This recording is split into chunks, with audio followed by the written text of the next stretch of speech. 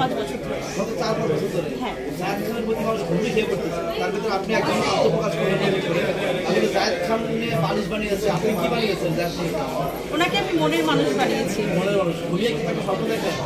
ঘুমিয়েও স্বপ্ন দেখি, জেগেও স্বপ্ন দেখি। জেগে স্বপ্ন দেখেন?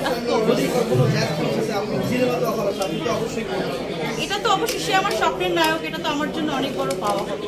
অনেক বড় পাওয়া। আপনাকে নিয়ে অনেকে অনেক কথা বলবে যে জায়েদ মানুষও তারা শুনে প্রেরণা, জায়েদ প্রেমে পড়ে গেছে। তো যারা আপনাকে নিয়ে নেগেটিভ মন্তব্য করবে তাদেরকে আপনি কি বলবেন?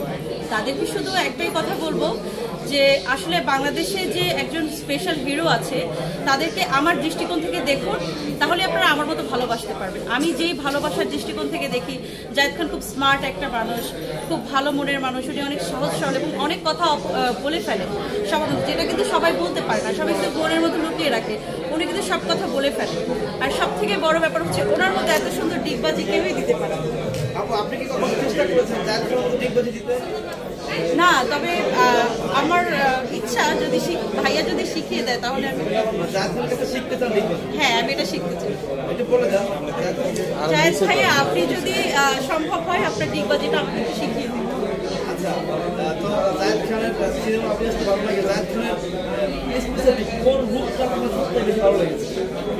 ওনার সোনার চর মুভির যে একটা মানে ভাইরাল একটা ইয়ে আছে, কাদার মধ্যে উনি খুব ওনার যে এক্সপ্রেশনটা, এটা আসলে আমার মনকে ছুঁয়ে গিয়েছে। আপনি জায়েদ খানকে নিয়ে যে কথা বলে সেই কিন্তু ভাইরাল হয়েছে। আপনি কিন্তু এখন অলরেডি সোশ্যাল মিডিয়াতে ভাইরাল হয়ে যাবেন। তো আচ্ছা।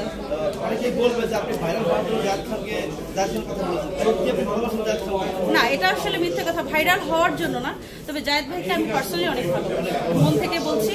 আর আমাদের বরিশালের সন্তান, উনি আজকে বাংলাদেশের ফিল্ম ইন্ডাস্ট্রিতে এত ভালো একটা জায়গা দখল করে আছে।